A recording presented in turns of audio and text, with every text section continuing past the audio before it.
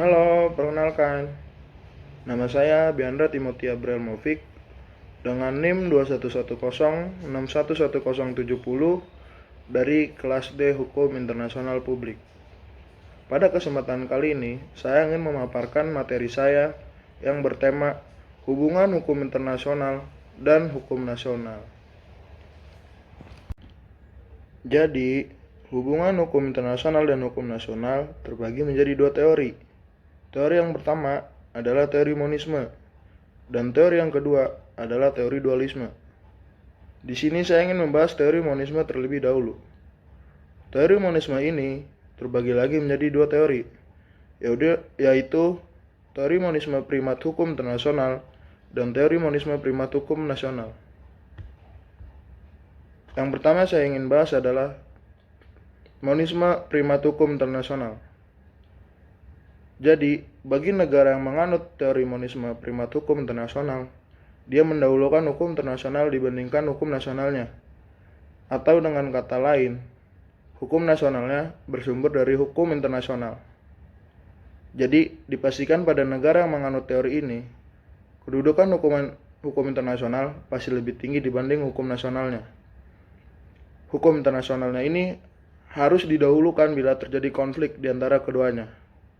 Contoh-contoh negara yang menganut monisme primat hukum internasional ini adalah Prancis, Belanda, dan Italia. Yang kedua adalah monisme primat hukum nasional. Jadi, pada negara yang menganut monisme primat hukum nasional, hukum internasional berasal dari hukum nasionalnya.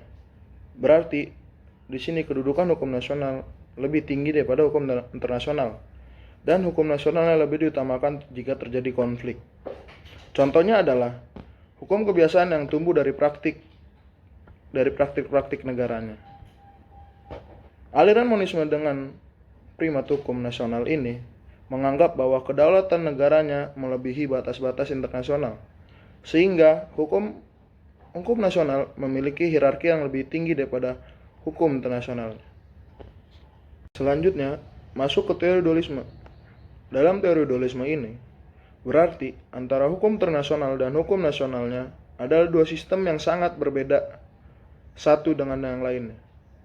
Misalnya, subjek hukum internasional adalah negara dan subjek hukum nasional adalah kita sebagai individu. Sumber hukum internasional adalah kehendak bersama dan sumber hukum nasional adalah kehendak negara. Dan juga di sini terdapat perbedaan kekuatan hukum. Hukum nasional mendasarkan diri pada prinsip bahwa aturan negara harus dipatuhi. Sedangkan hukum internasional berprinsip pada perjanjian antar negara harus dihormati berdasarkan asas pacta sunt servanda atau dalam bahasa Latin yang berarti janji harus ditepati. Hukum internasional dan hukum nasional terpisah. Maka permasalahan yang muncul bukan mengenai hierarki atau kedudukan mana yang harus dilakukan bila terjadi konflik, melainkan masalah transformasi. Hukum internasional hanya dapat berlaku jika sudah ditransformasikan menjadi hukum nasional atau kebalikannya. Hukum nasional dapat berlaku bila sudah ditransformasikan menjadi hukum internasional. Berikut adalah hukum nasional dalam pengadilan internasional. Jadi, suatu negara tidak dapat menggunakan hukum nasionalnya jika bertentangan dengan hukum internasional sebagai alasan untuk menjustifikasi hukum internasional tersebut. Suatu negara tidak dapat menggunakan alasan ketiadaan hukum nasional untuk menjustifikasi pelanggaran hukum internasional yang dilakukannya pada pihak lain. Tanggung jawab internasional timbul hanya ketika negara gagal untuk memenuhi tanggung jawab kewajiban internasionalnya. Hukum nasional hanya dapat diajukan di depan pengadilan internasional sepanjang tidak bertentangan dengan hukum internasionalnya. Hukum nasional dapat diajukan di depan pengadilan internasional sebagai bukti adanya praktik hukum kebiasaan internasional. Hukum internasional dalam pengadilan nasional. Di sini terbagi menjadi doktrin, yaitu doktrin inkorporasi dan doktrin transformasi. Dalam doktrin inkorporasi, hukum internasional akan berlaku otomatis menjadi bagian hukum nasionalnya tanpa adanya adopsi terlebih dahulu. Yang kedua, perjanjian internasional yang sudah ditandatangani atau dirastifikasi akan mengikat langsung pada warga negara yang membuat perjanjian tersebut tanpa dibentuk hukum nasionalnya terlebih dahulu.